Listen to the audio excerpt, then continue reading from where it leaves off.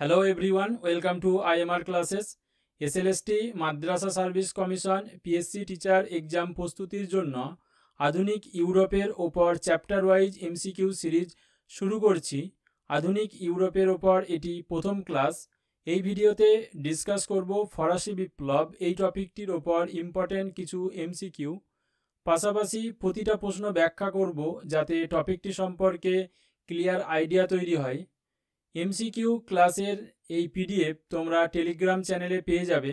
Description বক্সে Telegram চ্যানেলের link দেওয়া আছে। খুব কম সময়ে তোমাদের বেটার প্রস্তুতির জন্য আমি চ্যাপ্টার ওয়াইজ আলোচনা এবং এমসিকিউ ক্লাসের সিরিজ শুরু করেছি। ক্লাসগুলির লিংক এই ভিডিওর ডেসক্রিপশন বক্সে পেয়ে যাবে। প্লেলিস্ট আকারে ডেসক্রিপশন বক্সে লিংক দেওয়া আছে। লিংক ক্লিক করলে খুব সহজেই ক্লাসগুলো তোমরা দেখে নিতে পারবে। আশা করি আমার এই ক্লাসগুলি তোমাদের এক্সাম প্রস্তুতির জন্য খুবই হেল্পফুল হবে। যদি ক্লাসগুলি ভালো লেগে থাকে লাইক, শেয়ার এবং চ্যানেলটি সাবস্ক্রাইব করে দিও।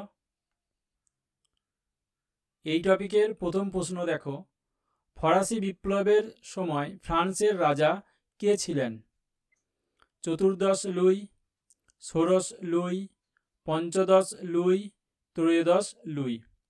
ফরাসি বিপ্লবের সময় ফ্রান্সের রাজা ছিলেন ষোড়শ লুই। এই প্রশ্নের সঠিক উত্তর অপশন বি। ষোড়শ লুই তিনি ছিলেন ফ্রান্সের বুর্ব বংশের শাসক।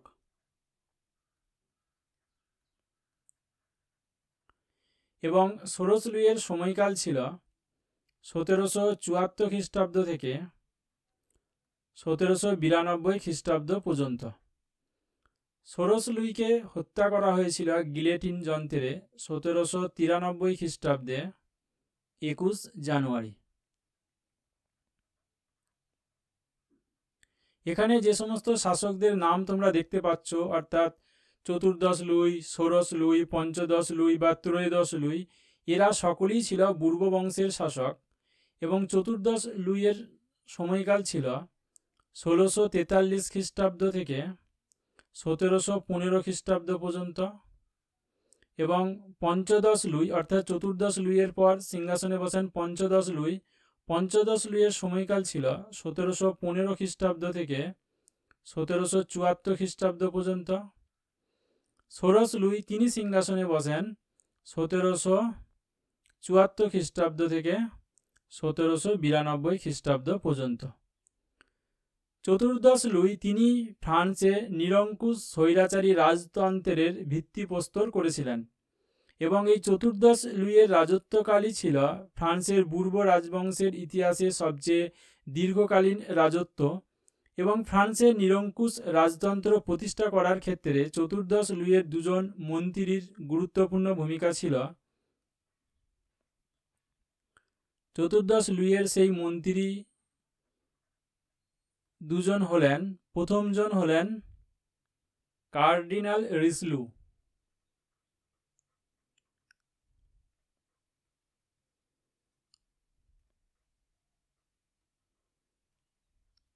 আর দ্বিতীয়জন ছিলেন ম্যাজারিন।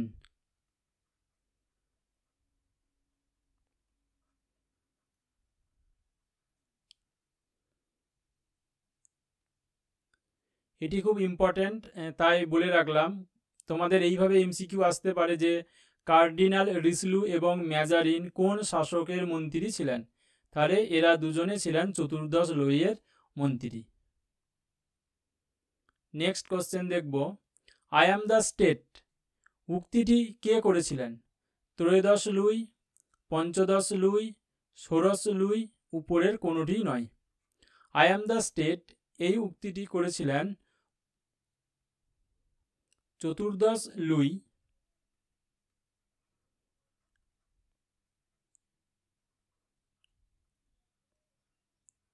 তাই এই প্রশ্নের সঠিক উত্তর হবে অপশন ডি, উপরের কোনোটি নয়।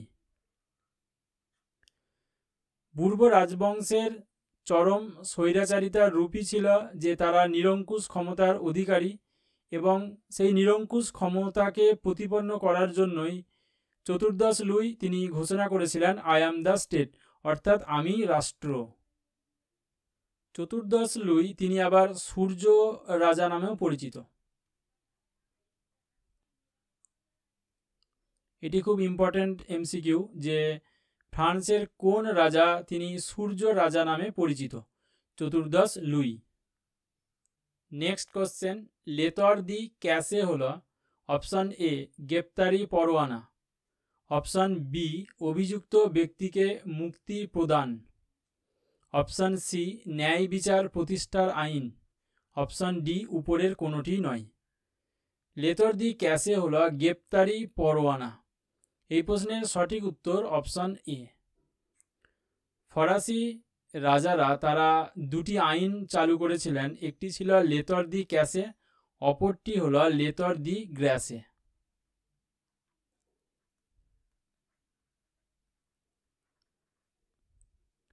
লেতর দি ক্যাসের দ্বারা যে কোনো ব্যক্তিকে বন্দি করা যেত এবং সন্দেহের বশবর্তী হয়ে তাকে বাস্তিল দুর্গে বন্দি করে রাখা যেত।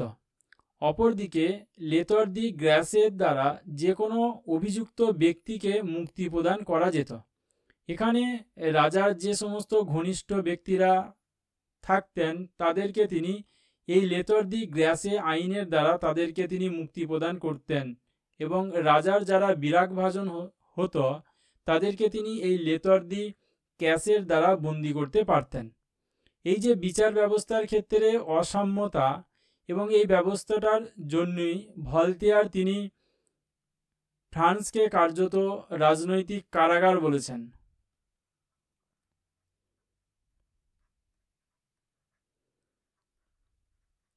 রাজনৈতিক কারাগার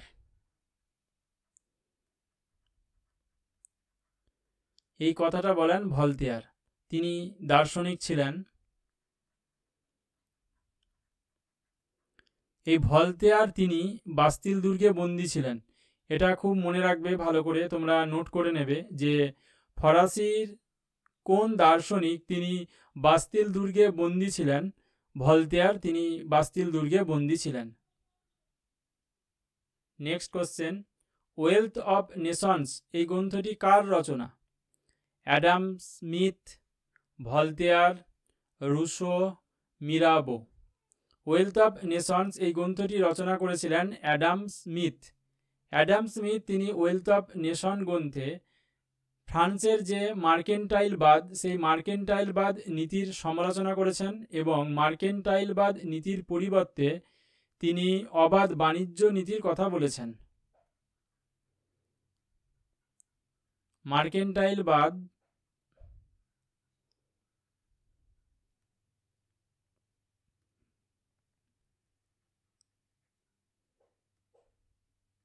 এই নীতি থেকে সরে এসে তিনি অবাধ বাণিজ্যের কথা বলেন।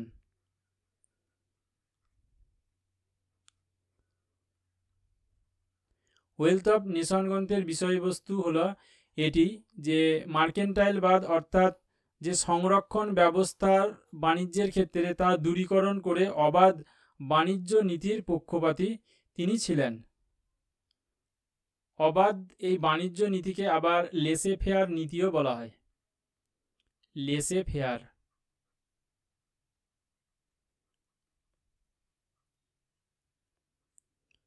অ্যাডাম স্মিথের এই ওয়েলথ অফ নেশন গ্রন্থটি তিনি রচনা করেছিলেন 1776 খ্রিস্টাব্দে।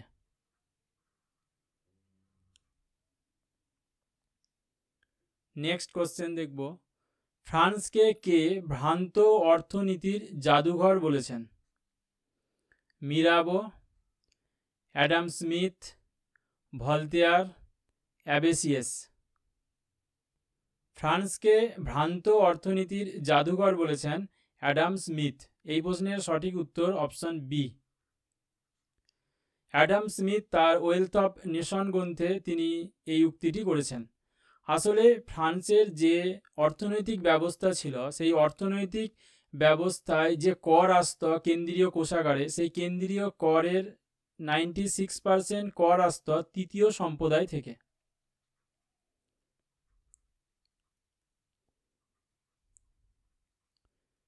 এবং বাকি যে 4% কর সেটা আসত যাজক এবং অভিজাতদের কাছ থেকে।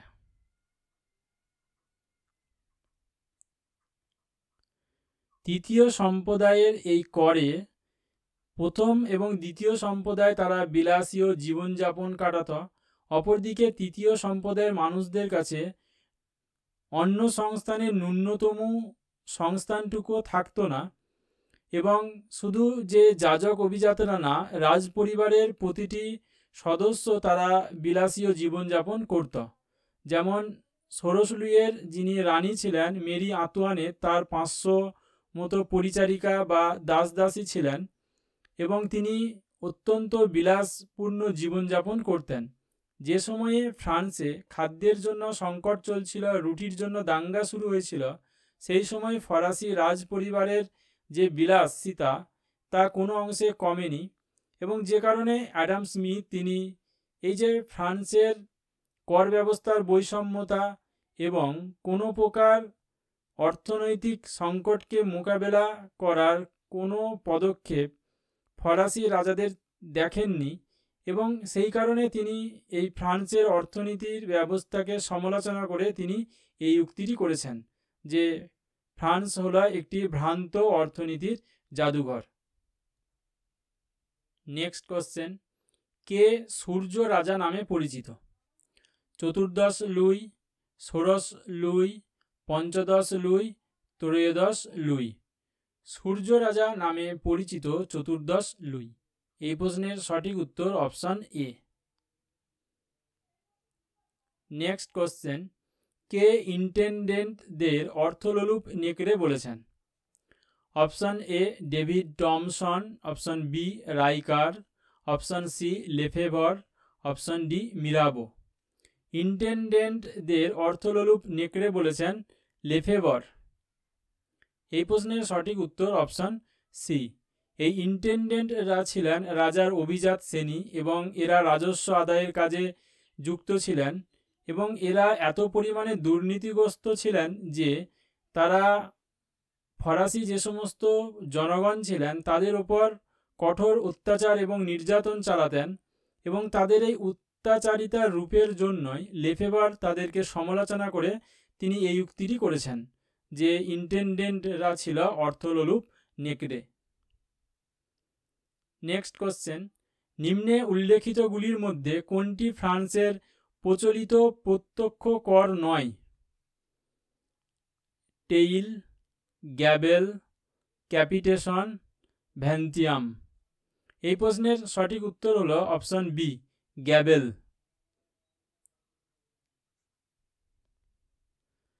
ফ্রান্সে দুই ধরনের কর চালু ছিল, একটি ছিল প্রত্যক্ষ কর, অপরটি ছিল পরোক্ষ কর।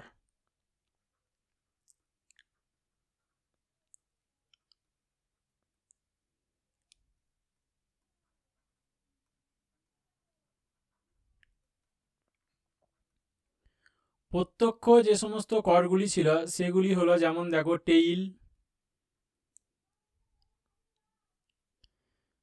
ক্যাপিটেশন,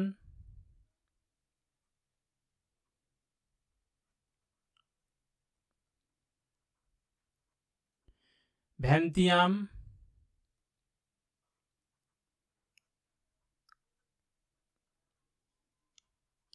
এই যে টেইল, এই টেইল ছিল ভূমিকর, ক্যাপিটেশন ছিল উৎপাদন কর, ভ্যান্তিয়াম ছিল স্থাবর অস্থাবর সম্পত্তির ওপর বিশেষ কর।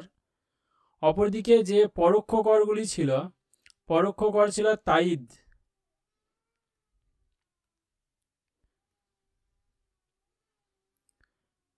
টাইদ ছিল ধর্মকর যেটা চার্চকে প্রদান করতে হতো, গ্যাবেল ছিল লবণ কর,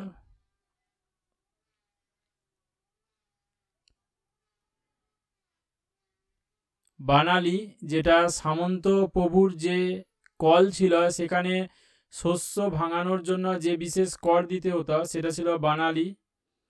এছাড়া ছিল পেঁয়াজ, যেটা পথ ঘাট বা সেতু ইত্যাদি ব্যবহার করার জন্য যে কর দিতে হতো সেটি ছিল পেঁয়াজ। এছাড়া ছিল করভি, করভি হলো বিনা পারিশ্রমিকে শ্রমদান। ফ্রান্সের যে এই যে কর ছিল প্রত্যক্ষ কর এবং পরোক্ষ কর, এই করগুলির 96% আসত তৃতীয় সম্প্রদায় থেকে এবং 4% কর প্রদান করত যাজক এবং অভিজাত অর্থাৎ প্রথম এবং দ্বিতীয় সম্প্রদায় থেকে। এই করগুলো এক্সাম পয়েন্ট অফ ভিউ এর দিক থেকে খুব ইম্পর্টেন্ট, তোমরা খুব ভালো করে মনে রাখবে। নেক্সট কোশ্চেন, কে বলেছিলেন বিপ্লবের মূল কারণ ছিল অহমিকা এবং স্বাধীনতার দাবি ছিল একটি অজুহাত মাত্র? Rousseau, Mirabeau, Robespierre, Napoleon. এই উক্তিটি করেছিলেন নেপোলিয়ন। এই প্রশ্নের সঠিক উত্তর অপশন ডি। নেক্সট কোশ্চেন, কোন ফরাসি রাজা তিনি প্রজাপতি রাজা নামে পরিচিত? চতুর্দশ লুই, ষোড়শ লুই, ত্রয়োদশ লুই, পঞ্চদশ লুই। এই প্রশ্নের সঠিক উত্তর অপশন ডি, পঞ্চদশ লুই। পঞ্চদশ লুই তিনি প্রজাপতি রাজা নামে পরিচিত। পঞ্চদশ লুই তিনি বিলাসপ্রিয় এবং অযোগ্য শাসক ছিলেন, যে কারণে ইতিহাসে তাকে প্রজাপতি রাজা বলা হতো। নেক্সট কোশ্চেন, পৈশির চুক্তি কবে হয়েছিল? 1561, 1661, 1761, উপরের কোনোটি নয়। পৈশির চুক্তি হয়েছিল 1561 খ্রিস্টাব্দে। এই পৈশির চুক্তি হয়েছিল যাজকদের সঙ্গে। এই পৈশির চুক্তি অনুযায়ী যাজকরা তারা রাজাকে কিছু স্বেচ্ছাকর দিত বা দেশিম প্রদান করত। স্বেচ্ছাকর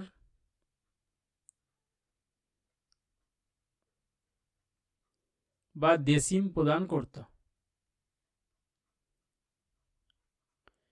এই চুক্তি হয়েছিল যাজকদের সঙ্গে।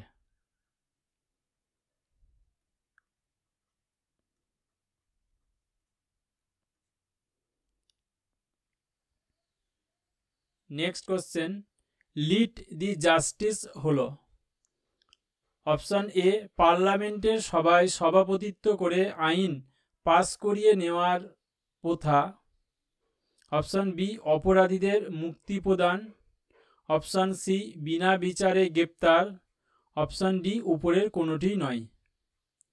লিড দি জাস্টিস হলো পার্লামেন্টের সভায় সভাপতিত্ব করে আইন পাস করিয়ে নেওয়ার প্রথা বা ক্ষমতা। এই প্রশ্নের সঠিক উত্তর অপশন এ।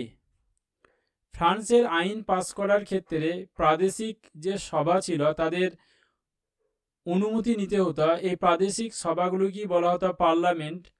ফ্রান্সে এই সময় প্রায় 13টি প্রাদেশিক সভা বা পার্লামেন্ট ছিল।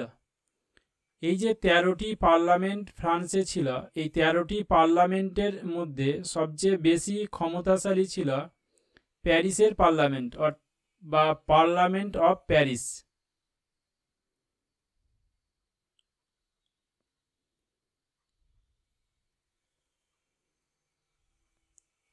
রাজা যখনই কোনো আইন প্রণয়ন করত তখন এই পার্লামেন্টগুলি তার বিরোধিতা করে আইন পাস করতে দিত না। এক্ষেত্রে একটি আইন ছিল লিড দি জাস্টিস। এই লিড দি জাস্টিসের দ্বারা রাজা কি করতেন না, পার্লামেন্টের সভাপতিত্ব করে তিনি আইনটা পাস করিয়ে নিতে পারতেন। এটি খুব ইম্পর্টেন্ট, তোমরা মনে রাখবে যে ফ্রান্সের সবচেয়ে শক্তিশালী পার্লামেন্ট কোনটি ছিল? Parliament of Paris. ফ্রান্সে কটা পার্লামেন্ট ছিল এই বিষয়টি মনে রাখবে, এটাও খুব ইম্পর্টেন্ট। নেক্সট কোশ্চেন, ফ্রান্সে ফরাসি বিপ্লবকালে ফ্রান্সের সমাজ কটি ভাগে বিভক্ত ছিল? অপশন এ 3টি, অপশন বি 4টি, অপশন সি 2টি, অপশন ডি 5টি। ফ্রান্সে ফরাসি বিপ্লবকালে ফ্রান্সের সমাজ 3টি ভাগে বিভক্ত ছিল। এই প্রশ্নের সঠিক উত্তর অপশন এ। ফ্রান্সের যে 3টে ভাগে সমাজ বিভক্ত ছিল সেই ভাগগুলো একটু দেখে নাও। প্রথমত ছিল প্রথম সম্প্রদায়।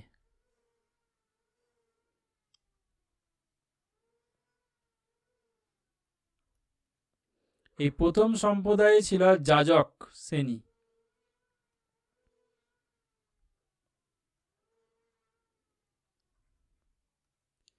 দ্বিতীয় সম্প্রদায়ে ছিল অভিজাতরা। দ্বিতীয় সম্প্রদায় ছিল অভিজাতরা।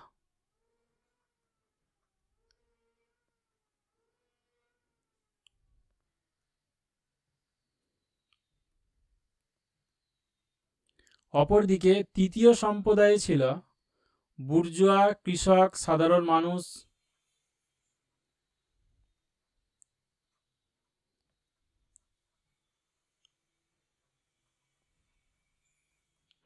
বুর্জোয়া, কৃষক, শ্রমিক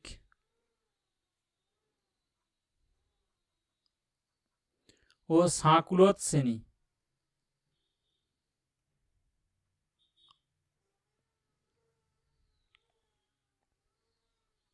সাঁকুলত শ্রেণী, এই সাঁকুলতরা ছিল সর্বহারা চালচুলোহীন।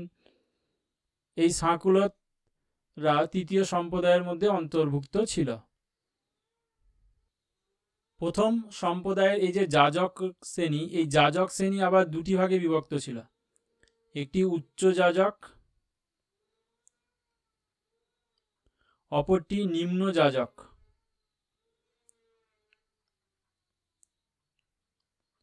উচ্চ যাজকরা হলো যারা বিশপ, আর্চ বিশপ, ক্যানন ইত্যাদি। আর নিম্ন যাজক হলো যারা গ্রামীণ পাদরি, এরা হলো নিম্ন যাজক।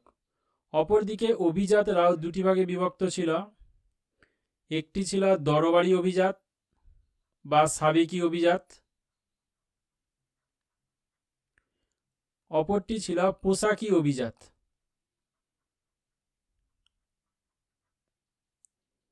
দরবারি অভিজাতরা তারা বংশানুক্রমিকভাবে অভিজাত হতো। অপরদিকে পোশাকি অভিজাত তারা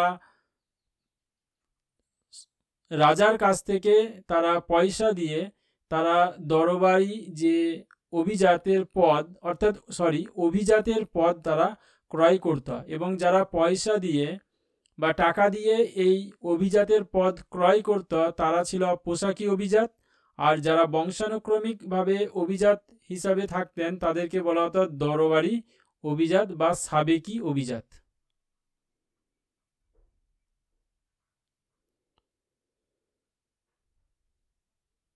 নেক্সট দেখব স্পিরিট অফ লজ। এই গ্রন্থটি কার রচনা? ভলতেয়ার, রুসো, মন্তেস্কু, উপরের কোনোটি নয়। স্পিরিট অফ লজ এই গ্রন্থটি রচনা করেছিলেন মন্তেস্কু। এই প্রশ্নের সঠিক উত্তর অপশন সি।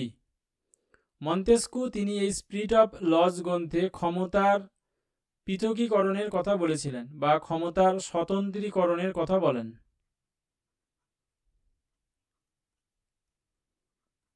ক্ষমতার স্বতন্ত্রীকরণ। এই ক্ষমতার স্বতন্ত্রীকরণ কি? ক্ষমতার স্বতন্ত্রীকরণ হলো যে তিনি শাসন, আইন এবং বিচার বিভাগের পৃথক করার কথা বলেন। শাসন বিভাগ আলাদা হবে, আইন এবং বিচার বিভাগ আলাদাভাবে কাজ করবে।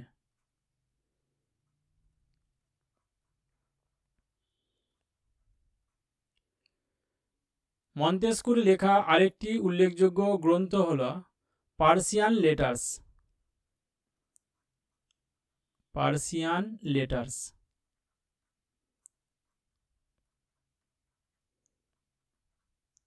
এই পার্সিয়ান লেটার্স গ্রন্থে তিনি স্বৈরাচারী রাজতন্ত্র, অভিজাততন্ত্রের তীব্র সমালোচনা তিনি করেছেন। তাহলে এখানে লিখে দিই যে পার্সিয়ান লেটার্স গ্রন্থের বিষয়বস্তু কি? স্বৈরাচারী রাজতন্ত্রের সমালোচনা।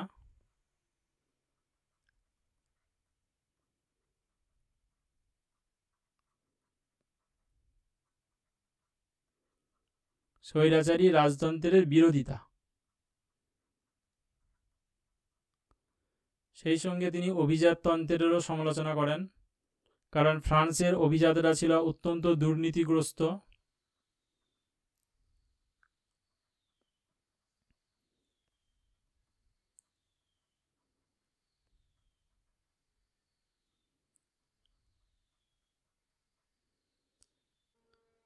নেক্সট কোশ্চেন, সোশ্যাল কন্ট্রাক্ট গ্রন্থটি কে রচনা করেন? ভলতেয়ার, রুসো, মন্তেস্কু, উপরের কোনোটি নয়। সোশ্যাল কন্ট্রাক্ট এই গ্রন্থটি রচনা করেন রুসো। সোশ্যাল কন্ট্রাক্ট গ্রন্থে রুসো তিনি বলেছেন যে জনগণ হলো সার্বভৌম ক্ষমতার উৎস এবং জনগণই রাষ্ট্র তৈরি করে, রাষ্ট্র পরিচালনার জন্য শাসককে নির্বাচন করে। তাই শাসক যদি দুর্নীতিগ্রস্ত হন বা জনগণের স্বার্থবিরোধী কাজ করেন, সেক্ষেত্রে জনগণ সেই রাজাকে পদচ্যুত করতে পারবেন। এক কথায় জনগণকে সার্বভৌম ক্ষমতার প্রতীক হিসাবে তিনি তুলে ধরেছিলেন। রুসোর অপর উল্লেখযোগ্য গ্রন্থ হল অসাম্যের সূত্রপাত।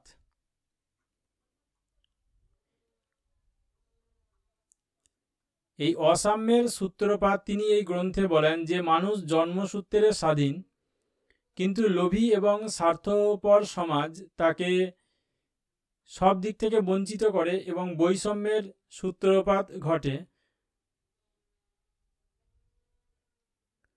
রুসোকে ফরাসি বিপ্লবের জনক বলা হয়, তাকে ঝড়ের পাখিও বলা হয়।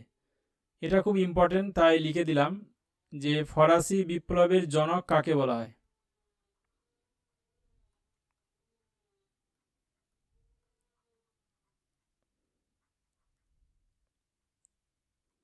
বা ঝড়ের পাখি।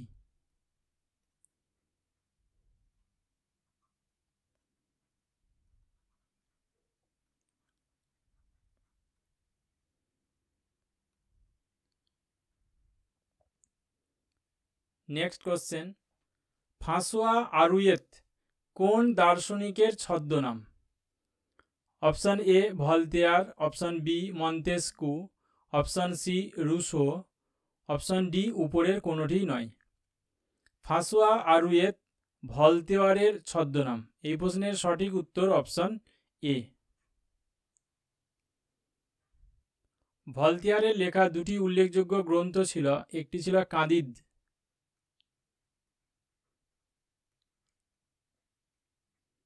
অপরটি হল লেতর ফিলোজফিক।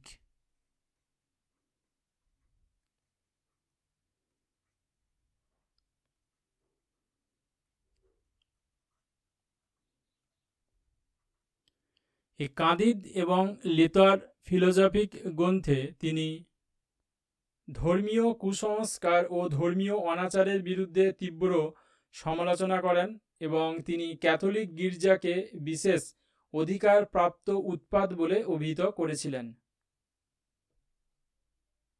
এবার দেখব নেক্সট কোশ্চেন, ফিজিওক্র্যাট গোষ্ঠী হলেন অর্থনীতিবিদ, রাজনীতিবিদ, সমাজতন্ত্রবিদ, উপরের কোনোটি নয়। ফিজিওক্র্যাট গোষ্ঠী হলেন অর্থনীতিবিদ। এই প্রশ্নের সঠিক উত্তর অপশন এ। ফ্রান্সের এই ফিজিওক্র্যাট গোষ্ঠী তারা ফ্রান্সের যে মার্কেন্টাইলবাদ নীতির তীব্র সমালোচনা করেছেন এবং এই ফিজিওক্র্যাট গোষ্ঠী এরা অবাধ বাণিজ্য নীতি এবং বেসরকারি যে শিল্প স্থাপনের ওপর বিশেষভাবে জোর দেন। এই ফিজিওক্র্যাট গোষ্ঠীর মধ্যে যারা ছিলেন তাদের মধ্যে অন্যতম ছিলেন যেমন কুইসন,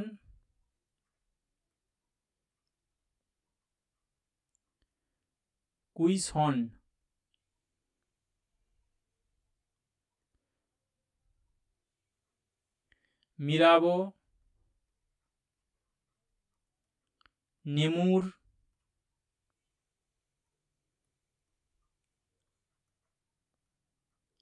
অ্যাডাম স্মিথ, তিনি এই ফিজিওক্র্যাট গোষ্ঠীর প্রবর্তক ছিলেন।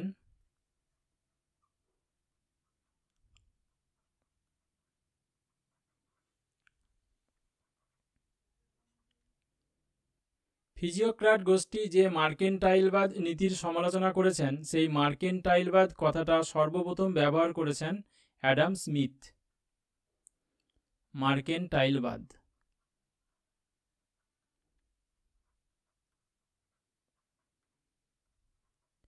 এই মার্কেন্টাইলবাদের মার্কেন্টাইল কথাটা ব্যবহার করেন কে?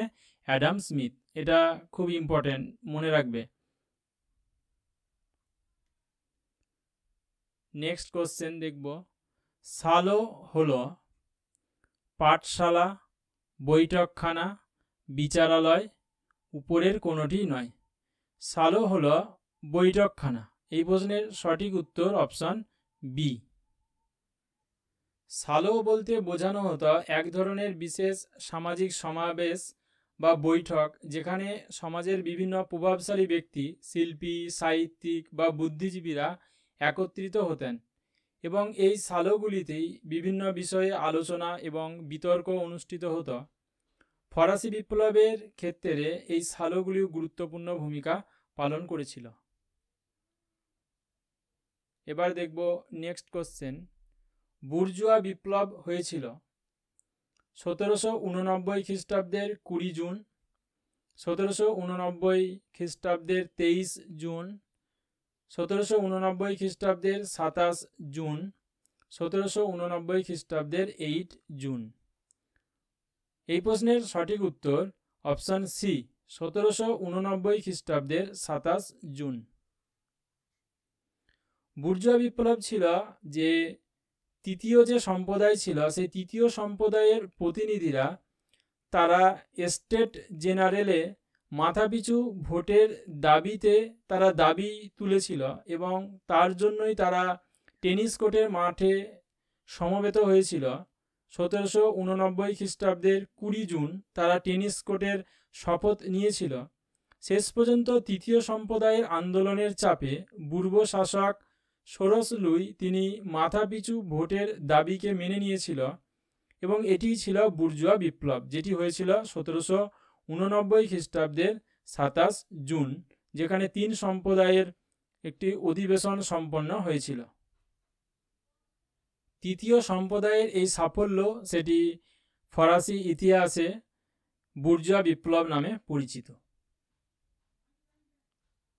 Next question.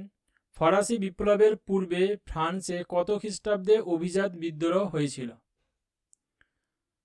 1788 খ্রিস্টাব্দের 8ই মে, 1788 খ্রিস্টাব্দে 21 জুলাই, 1789 খ্রিস্টাব্দে 14 জুলাই, 1788 খ্রিস্টাব্দে 3 মে।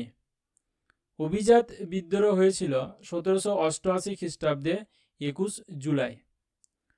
সোরস লুইয়ের রাজত্বকালে ফ্রান্সে তীব্র অর্থ সংকট দেখা দিলে সোরস লুইয়ের যে অর্থমন্ত্রী ছিলেন তুর্গো এবং তার যে পরবর্তী মন্ত্রী ক্যালন, এবং তারা এই অভিজাতদের ওপরেও কর আরোপ করেছিলেন এবং যে কারণে অভিজাতরা ক্ষুব্ধ হয়েছিল এবং শেষ পর্যন্ত তার এই মন্ত্রীদেরকে পদচ্যুত করতে তিনি বাধ্য হয়েছিলেন এবং শেষ পর্যন্ত অভিজাতরা তারা রাজাকে স্টেট জেনারেলের অধিবেশন ডাকতে বাধ্য করেছিলেন এবং তারা 1788 খ্রিস্টাব্দে 21 জুলাই তারা ভিজিলে সমবেত হয়ে সেখানে স্টেট জেনারেলের অধিবেশন আহ্বান করার দাবি তুলেছিলেন। এটি ফরাসি ইতিহাসে অভিজাত বিদ্রোহ নামে পরিচিত। আসলে অভিজাতরা পূর্বে কোনো কর দিত না এবং তাদের ওপর কর আরোপ করলে তারা ক্ষুব্ধ হয়েছিল এবং এই অভিজাত বিদ্রোহ সংগঠিত হয়েছিল। Next question. ফরাসি বিপ্লবের পূর্বে তৃতীয় সম্প্রদায় কবে টেনিস কোর্টের শপথ নিয়েছিল? 1789 খ্রিস্টাব্দে 20 জুন, 1789 খ্রিস্টাব্দের 14 জুলাই, 1789 খ্রিস্টাব্দের 4 জুন, 1789 খ্রিস্টাব্দের 27 জুন। টেনিস কোর্টের শপথ নিয়েছিল 1789 খ্রিস্টাব্দের 20 জুন। ফ্রান্সের যে স্টেট জেনারেল ছিল সেই স্টেট জেনারেলের 3টে অধিবেশন কক্ষ ছিল। সেই অধিবেশন কক্ষে প্রথম সম্প্রদায়, দ্বিতীয় সম্প্রদায় এবং তৃতীয় সম্প্রদায় এর প্রতিনিধিরা তারা বসত এবং এক্ষেত্রে আইন পাস করার ক্ষেত্রে যে ভোট ছিল সেখানে প্রতিটা সম্প্রদায় একটি করে ভোট দিতে পারত এবং এক্ষেত্রে যেহেতু যাজক এবং অভিজাতরা তারা ফ্রান্সের রাজার পক্ষে ছিল, তাই যে কোনো আইন পাস করার ক্ষেত্রে তারা 2টি ভোট দিত। অপরদিকে বিরোধী পক্ষে যদি তৃতীয় সম্প্রদায় 1টি ভোট প্রদান করত তাহলেও আইনটি অনায়াসে পাস করে যেত। তাই তৃতীয় সম্প্রদায়ের প্রতিনিধিরা তারা মাথা পিছু ভোটের দাবিতে তারা 1789 খ্রিস্টাব্দে 20 জুন টেনিস কোর্টের মাঠে তারা সমবেত হয়েছিল এবং শপথ নিয়েছিল যে যতদিন পর্যন্ত না ফ্রান্সের জন্য নতুন সংবিধান তৈরি হচ্ছে ততদিন পর্যন্ত তারা একসঙ্গে কাজ করে যাবে। এই শপথটি টেনিস কোর্টের শপথ নামে পরিচিত এবং এই টেনিস কোর্টের মাঠে সমবেত হওয়ার ক্ষেত্রে উল্লেখযোগ্য যিনি নেতৃত্ব দিয়েছিলেন তিনি ছিলেন মিরাবো এবং অ্যাবেসিয়াস।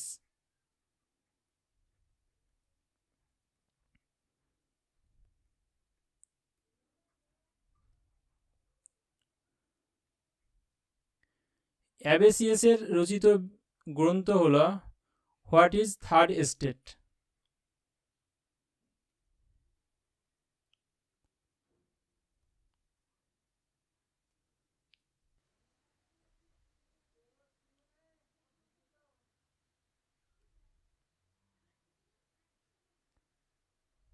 নেক্সট কোশ্চেন, দ্বিতীয় ফরাসি বিপ্লব কবে হয়েছিল?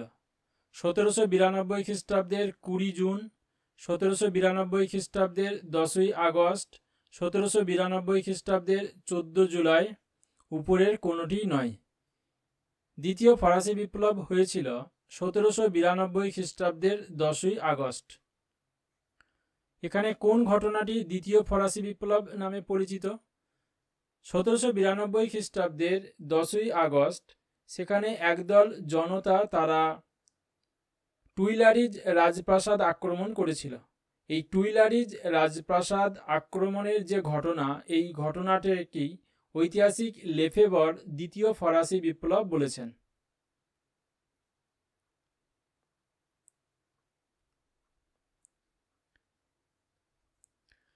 এখন প্রশ্ন হলো যে কেন টুইলারিজ রাজপ্রাসাদ আক্রমণ করেছিল? টুইলারিজ রাজপ্রাসাদ আক্রমণের সম্ভাব্য কারণ ছিল যে অস্ট্রিয়া এবং পার্সিয়ার সেনাবাহিনীর যে প্রধান ছিলেন ব্রান্সউইক, এই ব্রান্সউইক ফ্রান্সের উদ্দেশ্যে একটি ঘোষণাপত্র জারি করেছিলেন, যে ঘোষণাপত্রটিকে বলা হয় ব্রান্সউইকের ঘোষণাপত্র। ব্রান্সউইকের ঘোষণাপত্র।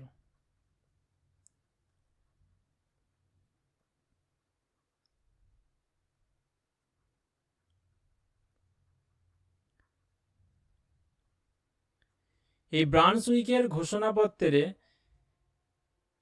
ব্রান্সউইক তিনি ফরাসি সংবিধানকে হুঁশিয়ারি দিয়েছিলেন যে যদি ফ্রান্সের রাজা রানীর কোনো ক্ষতি হয় তাহলে তারা প্যারিস ধ্বংস করে দেবে। এবং এই ব্রান্সউইক ঘোষণার দরুন ফ্রান্সের উত্তেজিত জনতা তারা টুইলারিজ রাজপ্রাসাদ আক্রমণ করেছিল। এই 1792 খ্রিস্টাব্দের 10ই আগস্ট এটি ছিল দ্বিতীয়বার টুইলারিজ রাজপ্রাসাদ আক্রমণ। প্রথমবার টুইলারিজ রাজপ্রাসাদ আক্রমণ হয়েছিল 1792 খ্রিস্টাব্দের 20 জুন। এটা হলো প্রথমবার টুইলারিজ রাজপ্রাসাদ আক্রমণ এবং এটি ছিল দ্বিতীয়বার টুইলারিজ রাজপ্রাসাদ আক্রমণ। প্রথমবার টুইলারিজ রাজপ্রাসাদ আক্রমণ হয়েছিল কারণ সোরস লুই তিনি জিরন্ডিনদের যে মন্ত্রিসভা তা তিনি ভেঙে দিয়েছিলেন এবং যে কারণে জিরন্ডিনরা তারা কিছু জনসাধারণকে পরিচালিত করেছিলেন রাজার বিরুদ্ধে এবং তারা 1792 খ্রিস্টাব্দে 20 জুন প্রথমবার টুইলারিজ রাজপ্রাসাদ আক্রমণ করেছিলেন।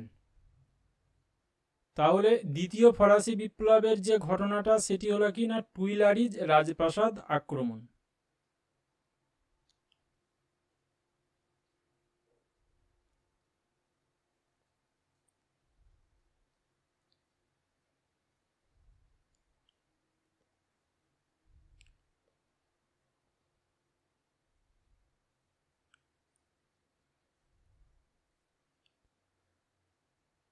নেক্সট কোশ্চেন দেখব, অসিয়া রেজিম কথাটির অর্থ হলো নতুন সমাজ, পূর্বতন সমাজ। অপশন সিতে আছে দেখো এ এবং বি উভয়ই, অর্থাৎ নতুন সমাজ এবং পূর্বতন সমাজ উভয়ই। অপশন ডি উপরের কোনোটিই নয়। অসিয়া রেজিম এই কথাটির অর্থ হলো পূর্বতন সমাজ। এই প্রশ্নের সঠিক উত্তর অপশন বি। নেক্সট কোশ্চেন, কে 6 এডিক্ট জারি করেছিলেন? তুর্গো, নেকার, ক্যালন, বিরিয়া। 6 এডিক্ট জারি করেছিলেন তুর্গো। এই প্রশ্নের সঠিক উত্তর অপশন এ। তুর্গো ছিলেন ফরাসি রাজা ষোড়শ লুইয়ের অর্থমন্ত্রী।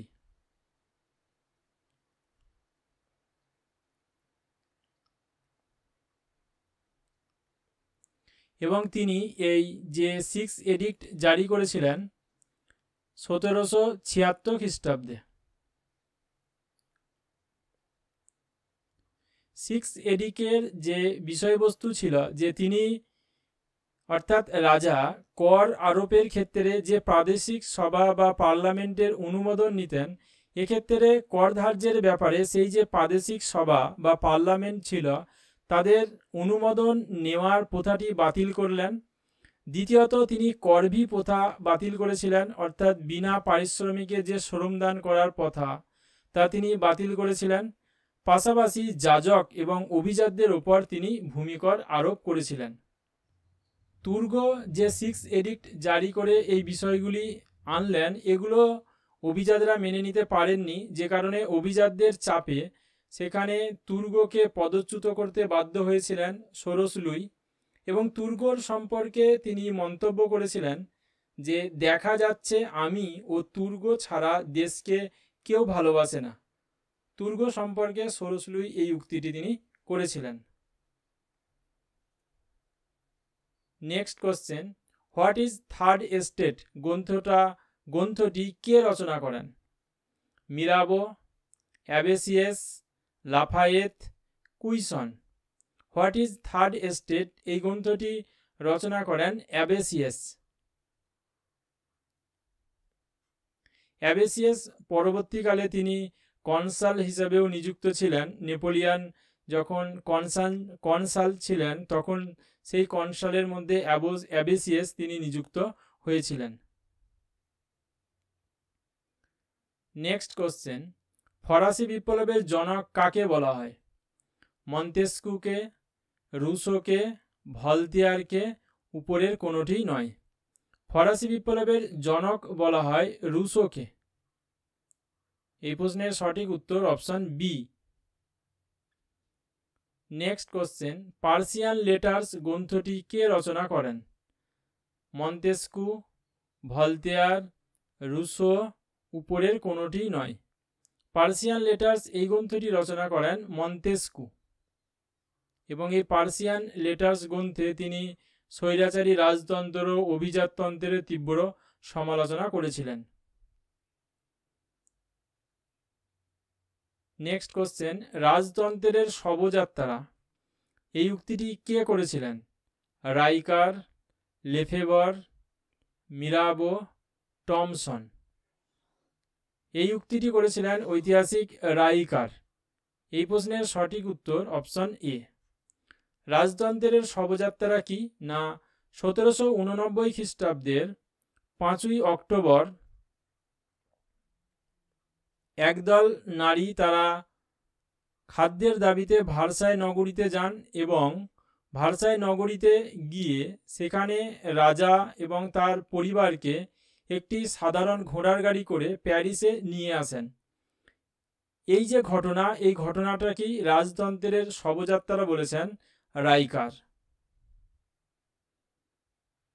নেক্সট কোশ্চেন, ফ্রান্সের সন্ত্রাসের রাজত্বের নেতা ছিলেন লাফায়েত, রোবসপিয়ার, জ্যাঁ পল ম্যারাট, মাদাম রোলা। ফ্রান্সের সন্ত্রাসের রাজত্বের নেতা ছিলেন রোবসপিয়ার। এই প্রশ্নের সঠিক উত্তর অপশন বি। ম্যারাট তিনি সন্ত্রাসের বা যে জ্যাকোবিন দল ছিল সেই জ্যাকোবিন দলের মধ্যে ম্যারাট তিনি ছিলেন। তবে ফ্রান্সে যে সন্ত্রাসের রাজত্ব চলেছিল তার প্রধান নেতা ছিলেন রোবসপিয়ার। এই রোবসপিয়ারকে শেষ পর্যন্ত গিলেটিনে হত্যা করা হয়েছিল 1794 খ্রিস্টাব্দের 28 জুলাই।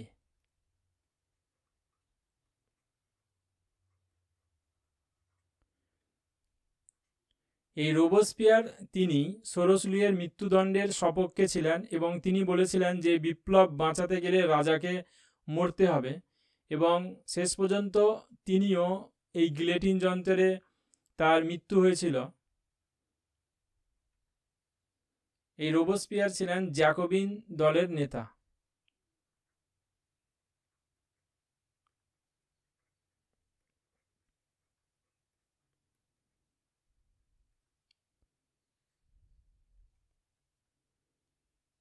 নেক্সট কোশ্চেন, ফ্রান্সে সন্ত্রাসের রাজত্ব কত মাস চলেছিল?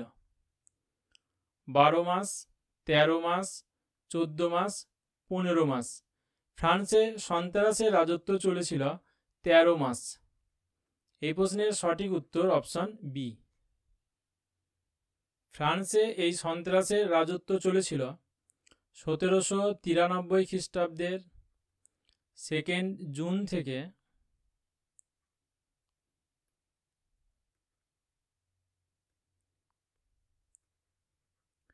1794 খ্রিস্টাব্দের 29 জুলাই,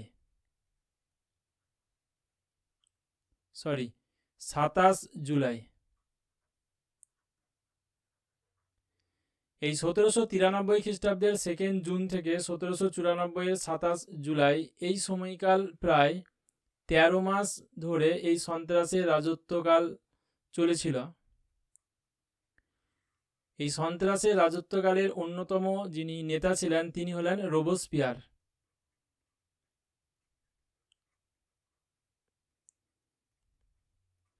রোবসপিয়ারকে 1794 খ্রিস্টাব্দের 27 জুলাই ক্ষমতাচ্যুত করা হয় এবং 1794 খ্রিস্টাব্দের 28 জুলাই তাকে গিলেটিনে হত্যা করার পর কার্যত এই সন্ত্রাসের রাজত্বের অবসান হয়েছিল। নেক্সট কোশ্চেন, তৃতীয় বর্ষের সংবিধান হল 1791 এর সংবিধান, 1795 এর সংবিধান, 1799 এর সংবিধান, 1793 এর সংবিধান। তৃতীয় বর্ষের সংবিধান হল 1795 খ্রিস্টাব্দের সংবিধান। এই তৃতীয় বর্ষের সংবিধান রচনা করেছিল জাতীয় মহাসভা।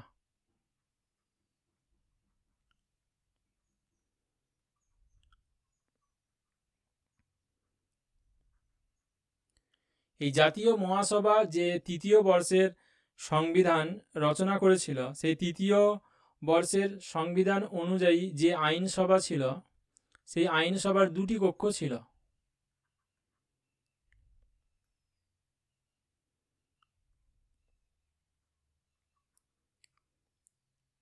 একটি হল প্রবীণ পরিষদ,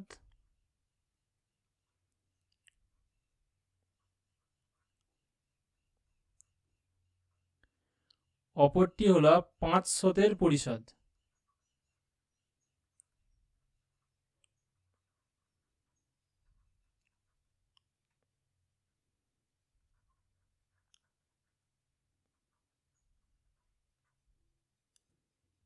প্রবীণ পরিষদে যারা সদস্য হতো তাদের বয়স হতে হতো 40 বছর।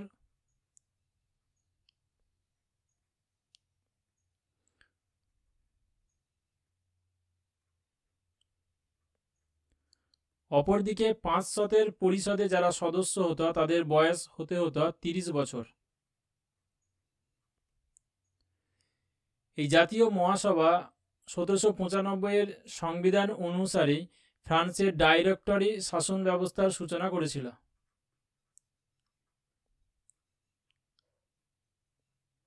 এটা খুব ইম্পর্টেন্ট, তাই বলে রাখলাম যে ডাইরেক্টরি শাসন ব্যবস্থার সূচনা কোন সংবিধানের দ্বারা হয়েছিল। সেটি হলো 1795 এর সংবিধান দ্বারা। এবং এই ডাইরেক্টরি শাসন ব্যবস্থায় 5 জন ডাইরেক্টরকে নিযুক্ত করা হয়েছিল। এই 5 জন ডাইরেক্টর কারা ছিলেন একটু দেখে নাও। বারাস,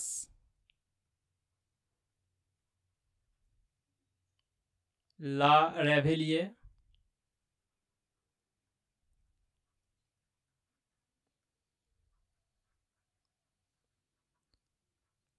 লার্তুনায়ের,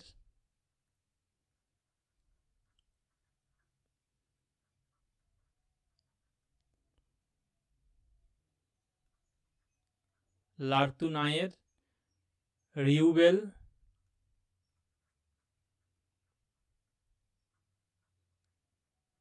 আর কার্নো।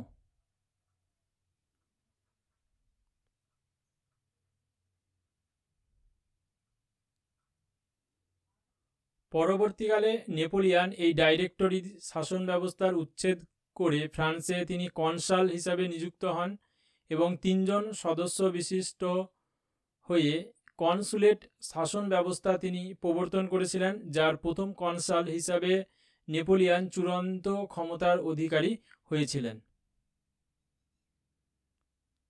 নেক্সট কোশ্চেন, ফ্রান্সে কবে প্রথম প্রজাতন্ত্র প্রতিষ্ঠিত হয়েছিল? 1792 খ্রিস্টাব্দের 21 সেপ্টেম্বর, 1792 খ্রিস্টাব্দে 23 সেপ্টেম্বর, 1792 খ্রিস্টাব্দের 20 সেপ্টেম্বর, 1792 খ্রিস্টাব্দের 24 সেপ্টেম্বর। এই প্রশ্নের সঠিক উত্তর অপশন এ, 1792 খ্রিস্টাব্দের 21 সেপ্টেম্বর। 1792 খ্রিস্টাব্দের 21 সেপ্টেম্বরেই জাতীয় মহাসভার প্রথম অধিবেশন বসে এবং ওই দিনই ফ্রান্সে রাজতন্ত্র উচ্ছেদ হয় এবং প্রজাতন্ত্র প্রতিষ্ঠিত হয়েছিল। এ প্রসঙ্গে বলে রাখি যে ফ্রান্সের দ্বিতীয় প্রজাতন্ত্র হয়েছিল ফেব্রুয়ারি বিপ্লবের পর।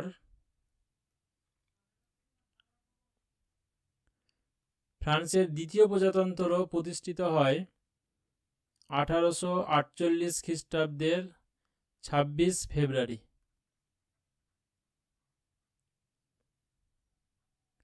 ফ্রান্সের তৃতীয় প্রজাতন্ত্র হয়েছিল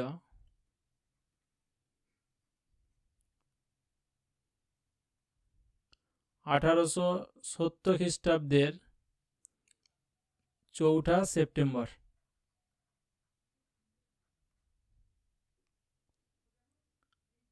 নেক্সট কোশ্চেন, ফ্রান্সের কোন দল বৃষপন্থী নামে পরিচিত? জ্যাকোবিন দল, জিরন্ডিন দল, মার্স দল, উপরের কোনোটি নয়। ফ্রান্সের জিরন্ডিন দল বৃষপন্থী নামে পরিচিত। এই প্রশ্নের সঠিক উত্তর অপশন বি। অপরদিকে ফ্রান্সের যে জ্যাকোবিন দল ছিল, এই জ্যাকোবিন দলকে আবার মাউন্টেন বলা হতো।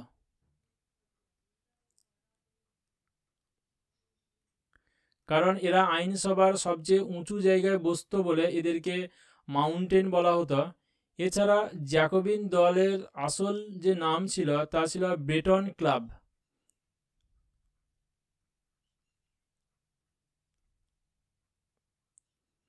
এই জ্যাকোবিনরা বা জ্যাকোবিন দল, এদের অধিবেশন বসত জ্যাকোবিন ধর্ম সম্প্রদায়ের একটি ভাড়া গির্জার ঘরে, এবং যে কারণে এদের নাম হয়েছিল জ্যাকোবিন দল।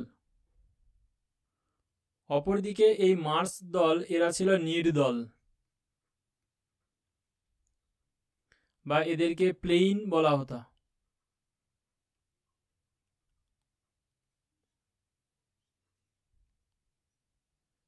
জ্যাকোবিন দলের উল্লেখযোগ্য যে সমস্ত নেতারা ছিলেন, দেখো, রোবসপিয়ার,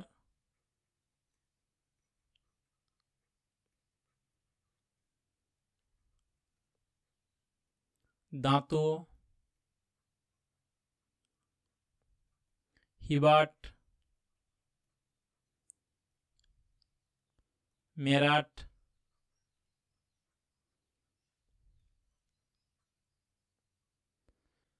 অপরদিকে জিরন্ডিন দলের উল্লেখযোগ্য যে সমস্ত নেতারা ছিলেন, ব্রিসো, ডুমারিয়েজ,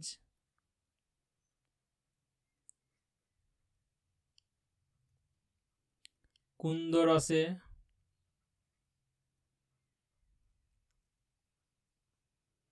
মাদাম রোলা,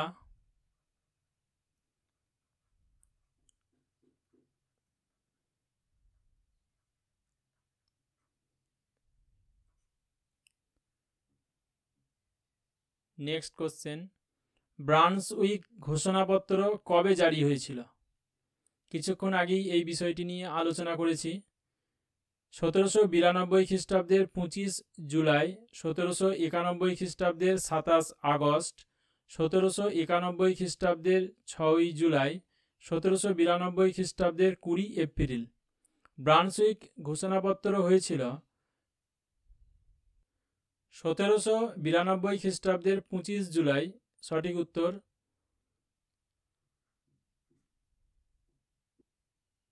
ফরাসি জনগণের দ্বারা দ্বিতীয়বার টুইলারিজ রাজপ্রাসাদ আক্রমণ হলে প্রথমবার টুইলারিজ রাজপ্রাসাদ আক্রমণ হওয়ার পর এই ব্রান্সউইকের ঘোষণাপত্র জারি হয়েছিল এবং এই ব্রান্সউইকের ঘোষণাপত্র করেছিলেন প্রাশিয়ার যিনি সেনাপ্রধান ব্রান্সউইক।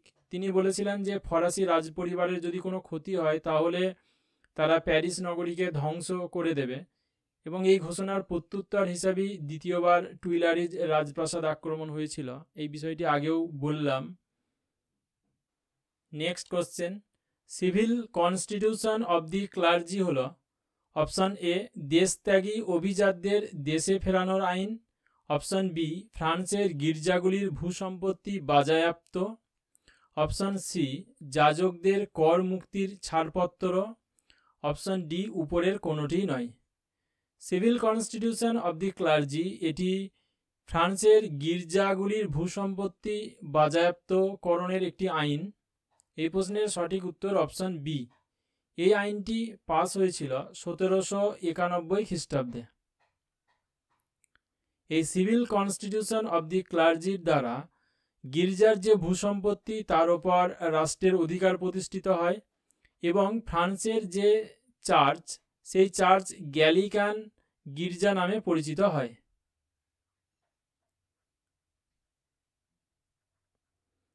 তাহলে ফ্রান্সের যে গির্জা সেগুলো কি নামে পরিচিত হয়? গ্যালিকান গির্জা।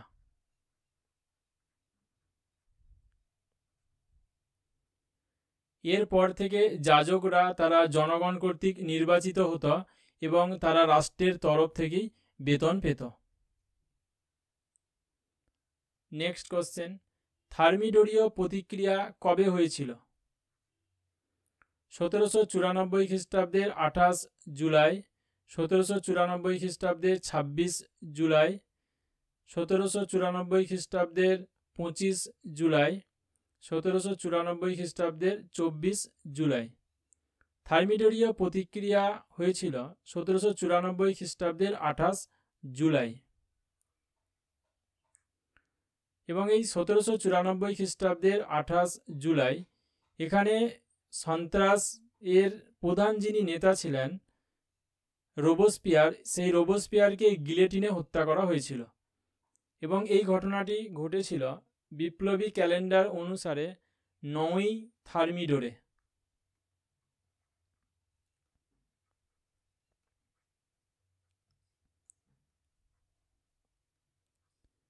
এবং যে কারণে এটি থার্মিডোরীয় প্রতিক্রিয়া নামে পরিচিত। নেক্সট কোশ্চেন, ভলতেয়ার কার অপসারণকে মৃত্যুর ঘণ্টাধ্বনি বলে অভিহিত করেছেন? নেকার, তুর্গো, ক্যালন, ব্রিয়া। এই প্রশ্নের সঠিক উত্তর অপশন বি। তুর্গোর অপসারণকে ভলতেয়ার তিনি মৃত্যুর ঘণ্টাধ্বনি বলে অভিহিত করেছেন। তুর্গো তিনি ষোড়শলুইয়ের মন্ত্রী। এই বিষয়টি আগেও বলেছি যে তুর্গো 6 এডিক্ট জারি করলে যাজক এবং অভিজাতদের ওপর কর আরোপ করেছিলেন এবং যে কারণে অভিজাতদের চাপে তাকে পদচ্যুত করতে বাধ্য হয়েছিলেন ষোড়শলুই, এবং ভলতেয়ার তার এই অপসারণকে মৃত্যুর ঘণ্টাধ্বনি বলেছেন। নেক্সট কোশ্চেন, ব্যক্তি ও নাগরিকের ঘোষণাপত্র কবে হয়েছিল? 1789 খ্রিস্টাব্দের 26 আগস্ট, 1789 খ্রিস্টাব্দের 24 আগস্ট, 1789 খ্রিস্টাব্দের 25 আগস্ট, 1789 খ্রিস্টাব্দের 23 আগস্ট। ব্যক্তি নাগরিকের এই ঘোষণাপত্র হয়েছিল 1789 খ্রিস্টাব্দের 26 আগস্ট। ব্যক্তি নাগরিকের এই ঘোষণাপত্রে বলা হয়েছিল যে স্বাধীনতা মানুষের জন্মগত অধিকার এবং আইনের চোখে সবাই সমান। তাছাড়া বাক স্বাধীনতা, সংবাদপত্রের স্বাধীনতা, ধর্মচরণের যে স্বাধীনতা তা স্বীকৃতি হয়েছিল। এই ব্যক্তি নাগরিকের ঘোষণাপত্রের গুরুত্বকে প্রশংসা করে লেফেভার বলেছেন যে এটি নবযুগের সংকেত। অপরদিকে ঐতিহাসিক ওলার তিনি বলেছেন যে এটি ছিল পুরাতন তন্ত্রের মৃত্যু পরোয়ানা। এবার দেখব নেক্সট কোশ্চেন, সংবিধান সভা ফ্রান্সকে কটি প্রদেশে ভাগ করেছিল? 83টি, 73টি, 63টি, 43টি। সংবিধান সভা ফ্রান্সকে 83টি প্রদেশে ভাগ করেছিল। এই প্রশ্নের সঠিক উত্তর অপশন এ। ফ্রান্সের এই প্রদেশগুলো আবার জেলায় বিভক্ত ছিল এবং জেলাগুলো আবার ক্যান্টনে বিভক্ত ছিল।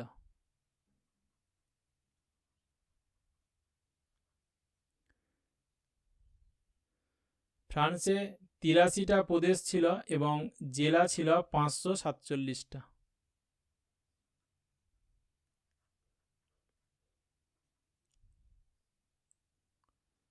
নেক্সট কোশ্চেন, অ্যাসাইনেট হলো স্ট্যাম্প পেপার, কাগজের নোট, করের ছাড়পত্র, উপরের কোনোটি নয়। অ্যাসাইনেট হলো কাগজের নোট।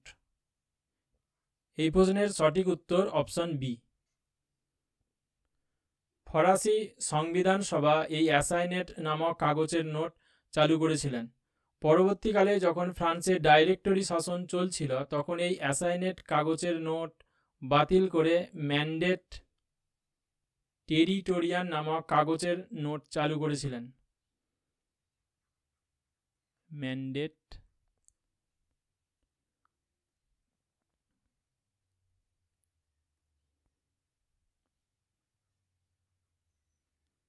টেরিটোরিয়ান।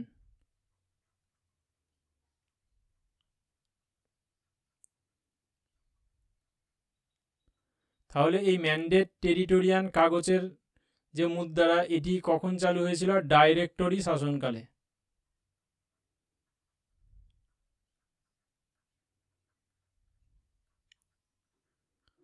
অপরদিকে এই অ্যাসাইনেট কাগজের মুদ্রা চালু করেছিল কে? সংবিধান সভা।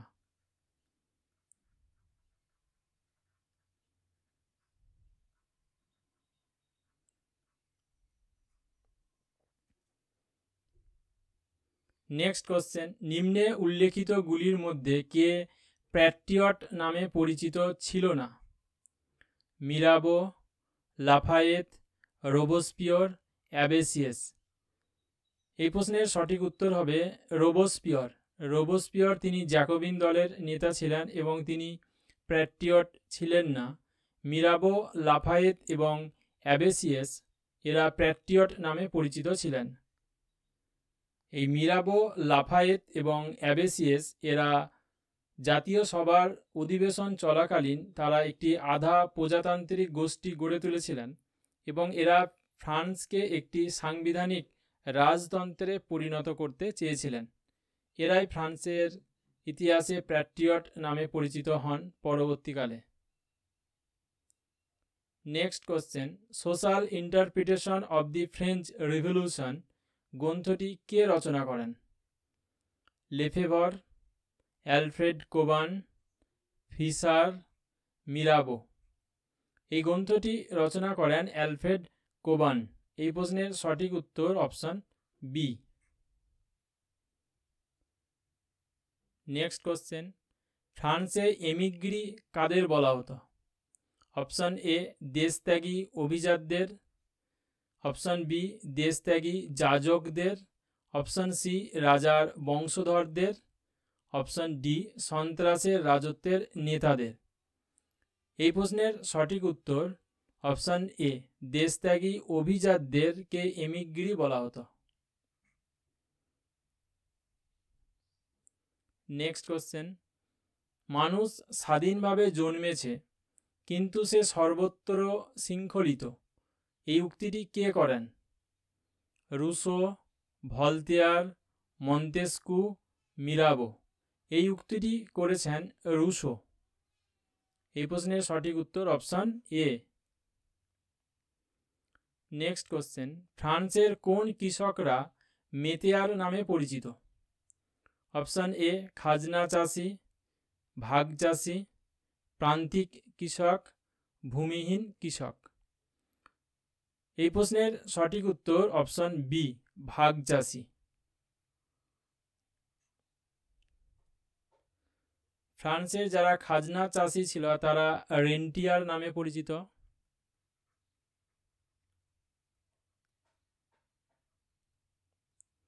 অপরদিকে যারা প্রান্তিক চাষি ছিল তারা লাবুবার নামে পরিচিত।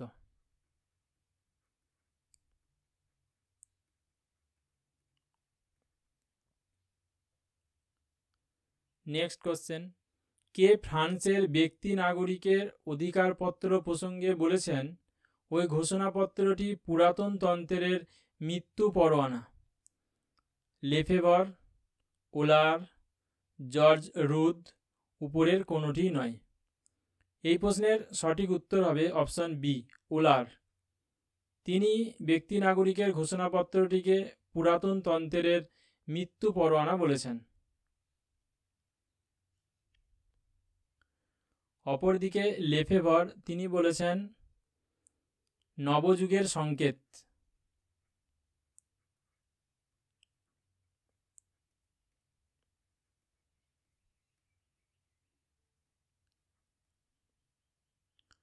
জর্জ রুদ তিনি বলেছেন যে পুরাতন তন্ত্রের কফিনে শেষ পেরেক।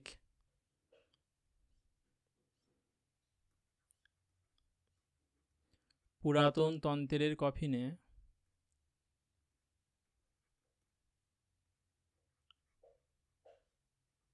শেষ পেরেক।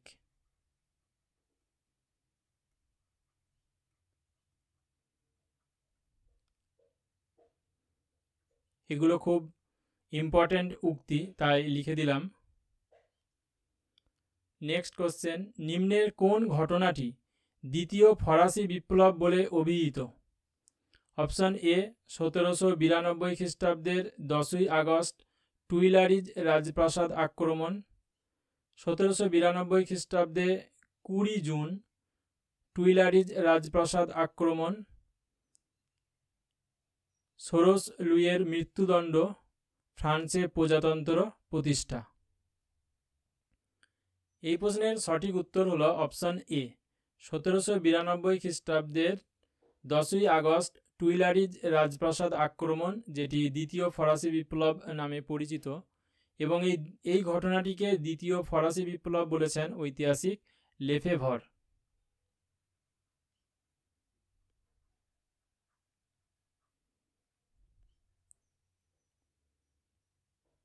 নেক্সট কোশ্চেন, মার্স বা প্লেইন হল বামপন্থী দল, দক্ষিণপন্থী দল, নির্দল, প্রতিবিপ্লবী বাহিনী। মার্স বা প্লেইন হল নির্দল। এই প্রশ্নের সঠিক উত্তর অপশন সি। নেক্সট কোশ্চেন, কোন সময়কালে ফ্রান্সে কনসুলেট শাসন ছিল? 1795 থেকে 1799, 1799 থেকে 1804, 1789 থেকে 1791, 1791 থেকে 1792। এই প্রশ্নের সঠিক উত্তর হলো অপশন বি, 1799 থেকে 1804 খ্রিস্টাব্দ পর্যন্ত। এই ফ্রান্সে কনসুলেট শাসন ব্যবস্থা প্রবর্তন করেছিলেন নেপোলিয়ন।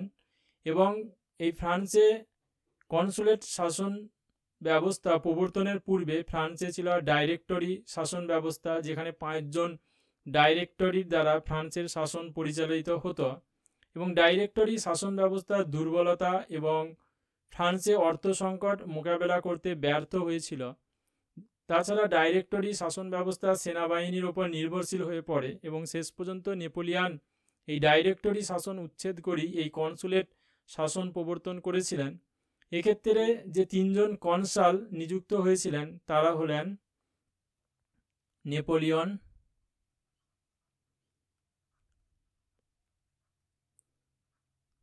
দ্বিতীয় ছিলেন রজার ডুকোজ,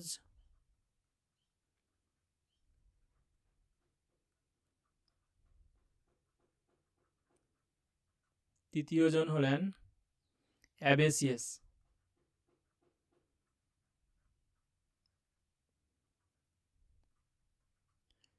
এই তিনজন কনসালের দ্বারা ফ্রান্সের যে শাসন ব্যবস্থা ছিল সেটাকেই বলা হচ্ছে কনসুলেট শাসন, এবং এই শাসন চলেছিল 1799 খ্রিস্টাব্দ থেকে 1804 খ্রিস্টাব্দ পর্যন্ত। 1804 খ্রিস্টাব্দে নেপোলিয়ান তিনি ফ্রান্সের সম্রাট হিসাবে ঘোষণা করলে এই কনসুলেট শাসন ব্যবস্থার অবসান হয়েছিল। এই ছিল ফরাসি বিপ্লবের উপর আলোচনা। আশা করি এই ক্লাস তোমাদের এক্সাম প্রস্তুতির জন্য হেল্পফুল হবে। যদি ক্লাসটি ভালো লেগে থাকে তাহলে লাইক শেয়ার করে দিও। যারা ভিডিওটি প্রথম দেখছো তারা চ্যানেলটি সাবস্ক্রাইব করে দিও।